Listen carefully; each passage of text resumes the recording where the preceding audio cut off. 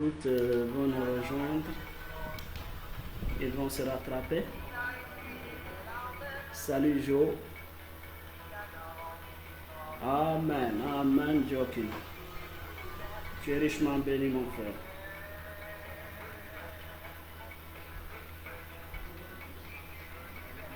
Alors,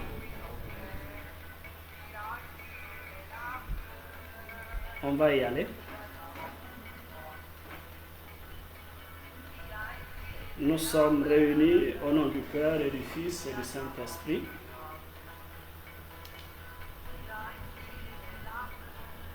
Père éternel, Dieu de gloire, Dieu d'honneur, Dieu de puissance, Dieu tout miséricordieux.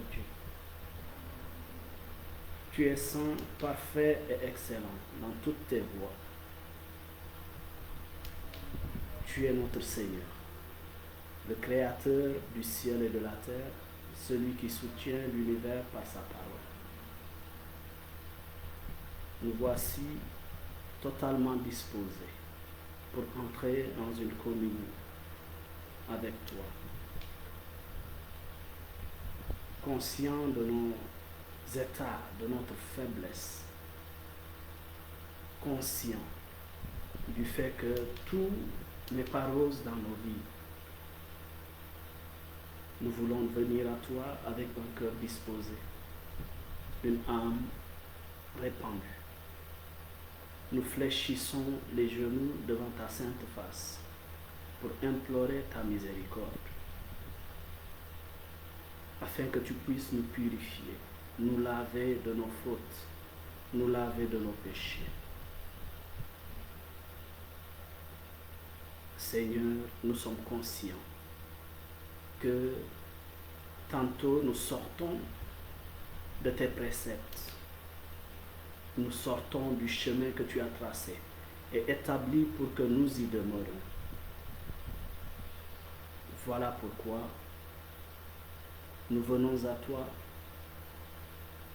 conscients et confiants de ce que tu accordes la miséricorde à ceux qui viennent à toi avec un cœur sincère. Et nous te demandons pardon pour nos manquements, pour nos péchés tels qu'ils sont.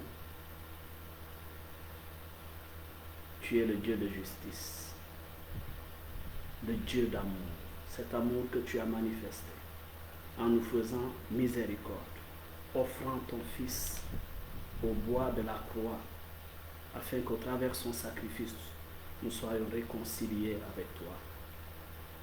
Béni sois-tu pour son précieux sang qui a coulé, pour nous purifier, nous racheter, nous arracher des ténèbres vers ton admirable lumière. Béni sois-tu pour ton Fils Jésus, par qui tu voudrais que nous t'adorions, que nous te cherchions. Tu as voulu que quiconque veut te connaître, qu'il te connaisse au travers de Jésus. Quiconque veut t'adorer, qu'il t'adore en Jésus. Nous te sommes reconnaissants pour cela. Lui qui n'a pas épargné sa vie. Il dit que le plus grand amour est de donner sa vie pour ceux que l'on aime. Et cela, il l'a accompli pour nous au bois de la croix. Voilà pourquoi nous marchons dans la sérénité, avec assurance, parce que par son sang, nous sommes comme justes devant ta sainte face. Nous sommes couverts, protégés, sécurisés dans un environnement de gloire, conduit par ton esprit, qui nous instruit ta parole, qui nous donne de sonder les profondeurs de tes mystères. Merci Saint-Esprit de ce que tu te saisis de nous pour nous enseigner, pour nous véhiculer un message et nous booster à la maturité spirituelle, afin que nous puissions être des épouses de Jésus. Dans le nom de Jésus, nous avons prié. Amen. Alors, shalom tout le monde. Je pense qu'il y en a d'autres qui sont en route. Vous pouvez relancer ceux qui ne sont pas connectés afin que nous puissions démarrer. Alors il m'a été demandé de partager sur le travail. Nous allons parler du travail selon la parole de Dieu. Bon, nous allons constater que c'est un thème assez vaste. Il y a beaucoup de choses à dire, mais vu ce qui se passe aujourd'hui, vu les temps que nous vivons, je pense qu'il est important que nous puissions cadrer le débat. Et que, par un débat, le partage, et que tous puissent recevoir l'instruction qu'il faut pour ne pas faire fausse route, pour marcher sur le droit chemin. Alors c'est pourquoi nous allons parcourir la Bible, parce que nous savons qu'aujourd'hui, avec ce qui se passe, cette pandémie et tout ce qui se passe dans le monde, nous vivons ce qu'on appelle les derniers temps. Alors le chrétien a besoin de se ressourcer davantage, d'écouter davantage la voix de son Seigneur Jésus, afin de ne pas rater le salut qui nous a été proposé, afin que nos noms ne soient pas effacés du livre de vie de l'agneau. Amen. Alors, c'est pourquoi nous allons remonter jusqu'à la Genèse. Nous allons consulter la Bible et nous allons prendre le temps de comprendre un peu de quoi il s'agit. Dans la Bible, déjà, dans Genèse, le chapitre 2. Alors, il y en a qui croient, qui auraient cru que le travail est le fruit, n'est-ce pas, du péché. Ou bien, l'homme n'était pas destiné à travailler. L'homme était destiné à croiser les bras et à ne rien faire. Alors, on va voir un peu ce que la Bible en dit. Et ensemble, nous allons comprendre un peu quelques aspects de la parole de Dieu pour éviter de nous lancer dans des débats ou bien dans des discussions, dans des partages qui ne sont pas trop dans le cadre de la parole. Nous sommes dans Genèse de chapitre 2, n'est-ce pas? Et dès le chapitre 2 du livre de la Genèse, la Bible va nous instruire par rapport à ça. Je lis à partir du verset 5. On dit, il n'y avait encore aucun arbuste des champs sur la terre, et aucune herbe des champs n'avait encore poussé, car Yahweh Dieu n'avait pas fait pleuvoir sur la terre, et il n'y avait pas d'homme pour cultiver le sol. Alors, c'est pour rappeler que cultiver le sol, déjà, c'est travailler. Amen. Cultiver le sol, c'est travailler, c'est se donner, c'est poser un acte, c'est faire quelque chose, n'est-ce pas, qui nous est rentable. Amen, c'est déjà le travail. Le travail, c'est se donner soi-même pour gagner sa vie. Je ne vais pas entrer dans une définition par rapport au dictionnaire, mais je vais expliquer un peu ce thème dans un contexte un peu, et nous avons besoin de suivre dans ce sens pour mieux comprendre de quoi il s'agit. Alors, déjà, dès la Genèse, la Bible dit que Dieu, en ce moment-là, il n'y avait pas d'arbre. Dieu n'avait pas fait pleuvoir la pluie. Pourquoi? Parce qu'il n'y avait pas d'homme pour cultiver, n'est-ce pas, la terre. La Bible dit, toutefois, un flot montait de terre et arrosait toute la surface du sol. Alors Yahweh Dieu modela l'homme avec la glaise du sol. Il insuffla dans ses narines une haleine de vie et l'homme devint un être vivant. Amen. Yahweh Dieu planta un jardin en Éden à l'Orient et il y mit l'homme qu'il avait modelé. Yahweh Dieu fit pousser du sol toute espèce d'arbres, n'est-ce pas, séduisant à voir et bon à manger, et l'arbre de vie au milieu du jardin, et l'arbre de la connaissance du bien et du mal. La Bible dit, un fleuve sortait d'Éden pour arroser le jardin, et de là se divisait pour former 4 bras. Le premier s'appelle le Pishon. Il contournait tout le pays de Havila, où il y a l'or. L'or de ce pays est pur. Et là se trouve le délium. Amen. Et la pierre de cornaline. Le deuxième fleuve s'appelle le Gihon. Il contourne tout le pays de Couche. Le troisième fleuve s'appelle le Tigre. Il coule à l'orient d'Assur. Le quatrième fleuve est l'Euphrate. Yahweh Dieu prit l'homme et l'établit dans le jardin d'Éden pour le cultiver et le garder. Et Yahweh Dieu, n'est-ce pas, fit à l'homme ce commandement. Tu peux manger de tous les arbres du jardin, mais de l'arbre de la connaissance, du bien et du mal, tu ne mangeras pas, car le jour où tu en mangeras, tu deviendras passible de mort. Je remonte encore et je répète le verset, à partir du verset 13 par exemple, le verset 14 autant pour moi. Il est dit, le verset 14, ou bien je prends le verset 15, Dieu prit l'homme et l'établit dans le jardin d'Éden pour le cultiver et le garder. Amen. Il n'y avait pas encore de péché en l'homme. Et laissez-moi nous rappeler que Dieu, en ce moment, habitait en l'homme, comme l'homme de la nouvelle alliance, comme nous sommes des tabernacles vivants. 1 Corinthiens, le chapitre 3, au verset 16, nous dit que nous sommes le temple de Dieu. Alors, en ce moment, il n'y avait pas de péché en l'homme et Dieu habitait effectivement en l'homme. C'est très important de comprendre ça. Alors, la Bible dit que Dieu a dit, faisons l'homme à notre image et selon notre ressemblance. L'image de Dieu, c'est quoi?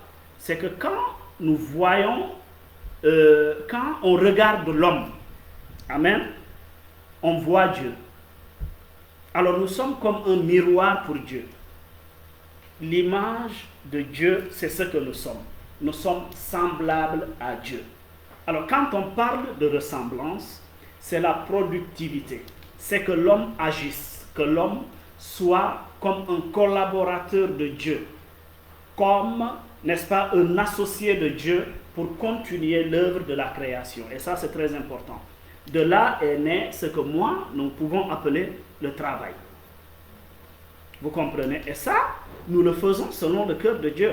Nous le faisons selon les principes que le Seigneur nous a, n'est-ce pas, donné comme ordonnance. Et c'est très important que nous comprenions ça. Alors, souvent nous nous trompons et nous croyons que le travail est issu, n'est-ce pas, de ce qu'on appelle le péché. C'est après le péché que l'homme a commencé à travailler. Mais non, Dieu a établi l'homme dans le jardin, c'est la Bible qui le dit, pour qu'il le cultive et qu'il le garde. Alors quand on cultive, je pense qu'on est en train d'effectuer un travail, une tâche. Amen. C'est très important de comprendre ça. Voilà pourquoi il faut comprendre dans un certain aspect que le travail est une prière. Parce que l'homme est un adorateur. Dieu nous a créés pour que nous puissions l'adorer, tout en suivant sa parole, en respectant ses préceptes, n'est-ce pas? Pour que nous puissions aussi manifester sa gloire, en agissant tel que lui, que nous puissions manifester sa grandeur. Nous comprenons ça? Alors l'homme est sur terre pour manifester la gloire de Dieu. Comment? En agissant selon le cœur de Dieu. C'est très important. L'homme aussi est un adorateur. Nous comprenons? Et dans le travail, on peut adorer Dieu. C'est là que je voulais en venir. Pourquoi? Parce que le travail du chrétien est un travail qu'on ne fait pas n'importe comment.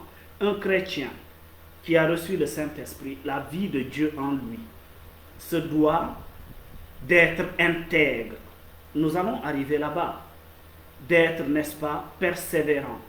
Se doit d'être un témoin en tout ce qu'il aura à faire. Qu'on puisse voir l'image de Jésus-Christ, la manifestation de la gloire de Dieu dans tout ce qu'il entreprend. Ça, c'est très important. Alors, je dis que le travail est une prière. Est-ce que la prière aussi est résumée au travail? Non. Mais la prière, c'est tout le temps qu'on accorde à Dieu. Que ce soit dans le travail, que ce soit dans la lecture et la méditation de la parole, que ce soit dans un cœur à cœur tel que l'adoration, que ce soit dans notre témoignage de vie. La prière, c'est tout le temps que nous accordons à Dieu. Alors, il est très important que nous comprenions ça.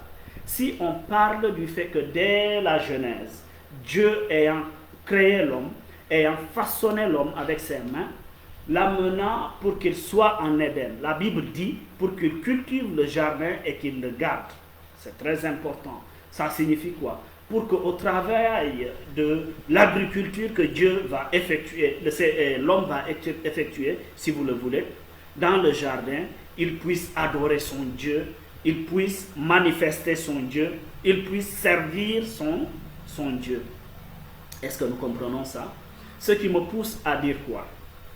Ce qui me pousse à dire que le travail est d'une importance capitale dans la vie du chrétien. Il y a un verset que nous connaissons tous, que Paul a dit. Il dit que celui qui ne mange, qui ne travaille pas, ne mange pas non plus.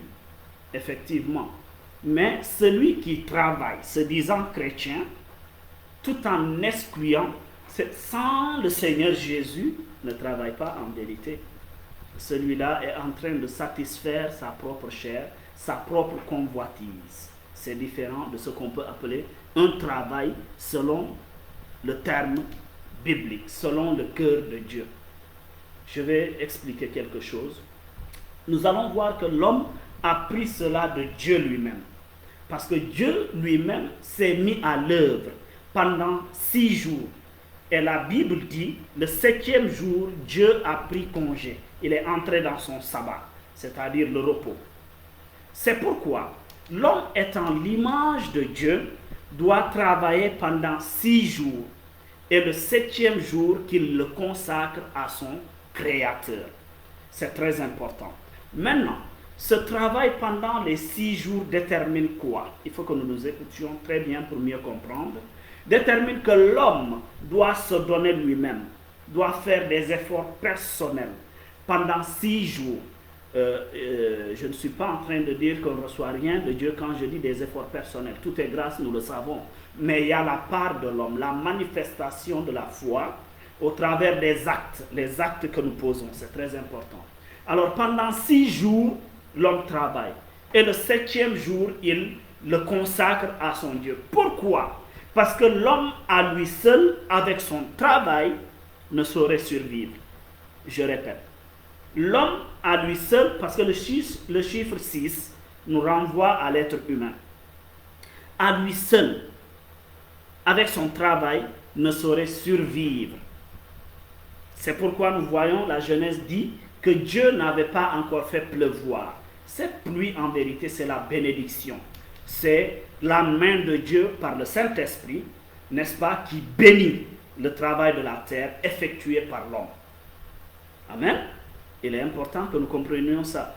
Alors, c'est pourquoi l'homme, après ces 6 jours de travail, les 6, c'est ce qui revient à l'homme, doit ajouter 1 pour entrer dans la plénitude, c'est-à-dire 7. Et ce 1-là, c'est Dieu.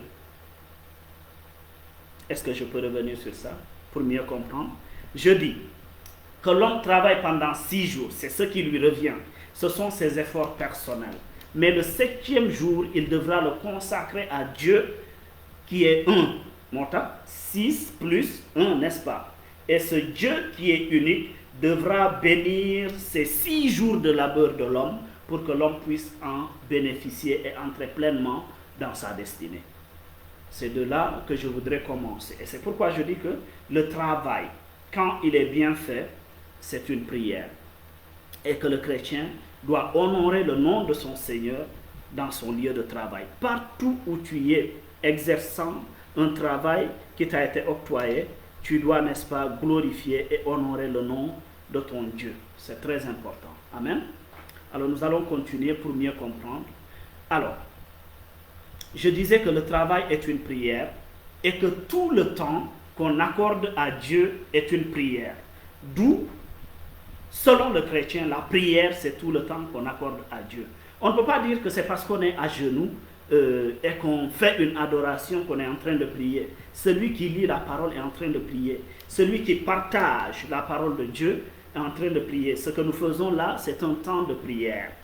Amen. Alors c'est très important. C'est très important. La prière, c'est tout le temps qu'on accorde à Dieu. Alors la Bible dit, je suis dans 1 Corinthiens, le chapitre, n'est-ce pas, 10 au verset 31. Ici, je pense que nous aurons beaucoup de choses à dire, n'est-ce pas, pour mieux avancer. La Bible dit, soit donc que vous mangiez, soit que vous buviez, et quoi que vous faisiez, faites tout pour la gloire de Dieu. Amen. Que vous mangiez, que vous buviez, quoi que vous faites, faites tout pour la gloire de Dieu. Alors j'ai dit que le travail est une prière et que le travail pour l'homme, c'est manifester la ressemblance de Dieu. C'est être, n'est-ce pas, un collaborateur de Dieu, c'est être, n'est-ce pas, associé de Dieu. Je parle de l'homme par rapport à l'œuvre de la création. C'est pourquoi l'homme, Dieu n'a pas créé des bâtiments, Dieu n'a pas construit, n'est-ce pas, des usines et tout ça. Ça, c'est l'œuvre de l'homme. C'est l'homme qui continue l'œuvre de la création au travers les moyens qu'il dispose et la sagesse que Dieu lui a inclus afin qu'il puisse, n'est-ce pas, manifester le règne de Dieu, conquérir la terre et établir le règne et la domination du Seigneur. Parce que l'homme, en régnant réellement, c'est Dieu qui règne. Pourquoi? Le véritable homme, c'est celui qui s'humilie devant Dieu. L'homme retrouve sa dignité d'homme quand il se prosterne devant son Créateur. C'est très important. Nous allons avancer. Alors, c'est pourquoi je disais tout de suite que quoi que nous faisions, qu'on le fasse pour la gloire de Dieu. Amen. Il y a une chose qui est très importante. Et on ne devrait pas se tromper de vue par rapport à ça. Si nous travaillons maintenant et que nous comprenons le sens de la ressemblance de Dieu et aussi le sens du travail en tant que prière, alors nous sommes prompts à comprendre que l'homme ne travaille pas d'abord pour un salaire, l'homme travaille pour glorifier son Dieu. L'homme travaille pour manifester sa dimension de témoin, amen, sur la face de la terre. Alors c'est pourquoi il faudra retenir ces trois choses que je vais énumérer. D'abord, nous travaillons pour la gloire de Dieu. Non, nous ne travaillons pas d'abord pour le salaire. Alors le chrétien qui ne comprend pas ça va tomber dans, c'est-à-dire tu n'es pas pleinement dans le plan de Dieu pour ta vie. Tout ce que tu as à faire, 1 Corinthiens le dit, le chapitre 10 au verset 31, fais-le d'abord pour la gloire de Dieu. Alors quand l'homme travaille, il doit d'abord travailler pour glorifier son Seigneur, pour honorer Jésus-Christ. Il doit travailler pour manifester la dignité d'enfant de Dieu au travers la responsabilité qu'il occupe. Il doit travailler pour davantage renouveler la face de la terre, être allié de Dieu, pour, n'est-ce pas, participer à l'œuvre de transformation dans le côté positif de la terre et de l'univers. Amen. Alors la première des choses à retenir, c'est quoi? Ce que nous devons travailler pour la gloire de Dieu. Écoutez, ce que je suis en train de dire là, si nous ne comprenons pas ça, il se peut que nous nous battions et que nous soyons appelés à servir Dieu. On va se battre, on va se décarcasser, mais ça ne va pas payer. Parce que Dieu aurait déjà voulu gagner notre cœur avant toute chose. Dieu a besoin d'adorateurs. J'ai dit que l'homme était un adorateur. et qu'au travers le travail, il devait adorer son Seigneur.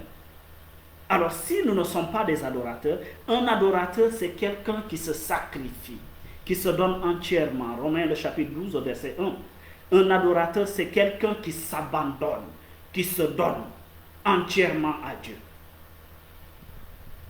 Alors, si nous appartenons à Dieu, nous allons travailler d'abord, avant tout, pour lui. Amen. C'est important de comprendre ça. Alors, si nous sommes des adorateurs, nous nous donnons entièrement dans notre travail pour glorifier notre Dieu. On ne travaille pas parce qu'on perçoit déjà le salaire. Non, ce n'est pas la priorité pour un chrétien. Alors peut-être qu'aujourd'hui, j'expérimente des blocages, je cherche un travail et que ça ne marche pas, parce que je n'ai pas compris que je devais travailler pour la gloire de Dieu. Mon but principal, mon objectif par rapport à ce quête du travail, ce n'est pas une adoration, rendre un culte à Dieu, s'offrir comme une victime pour le Seigneur.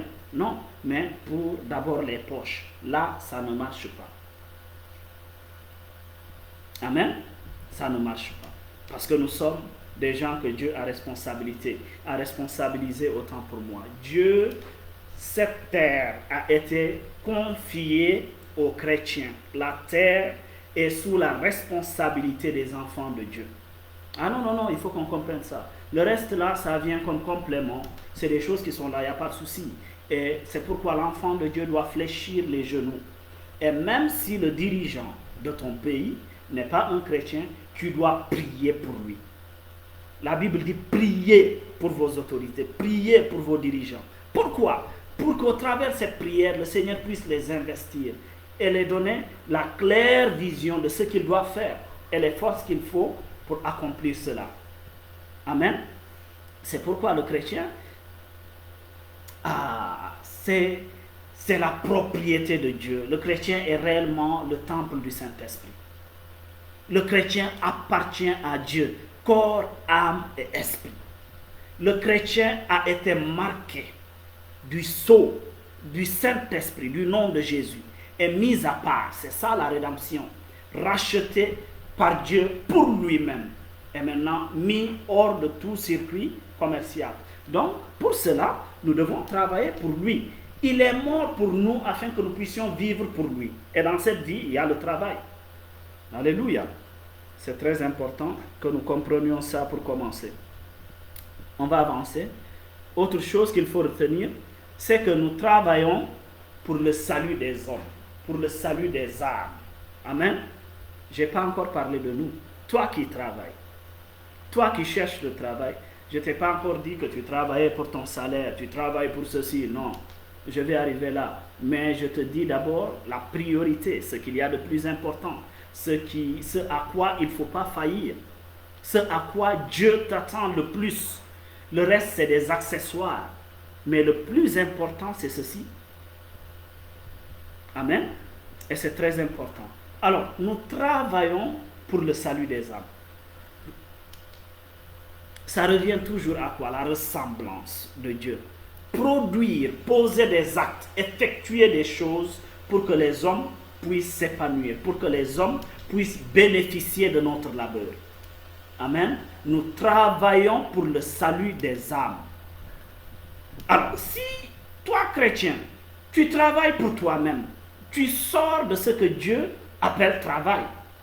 Ça, c'est peut-être un dictionnaire, un vocabulaire, je dirais, du monde.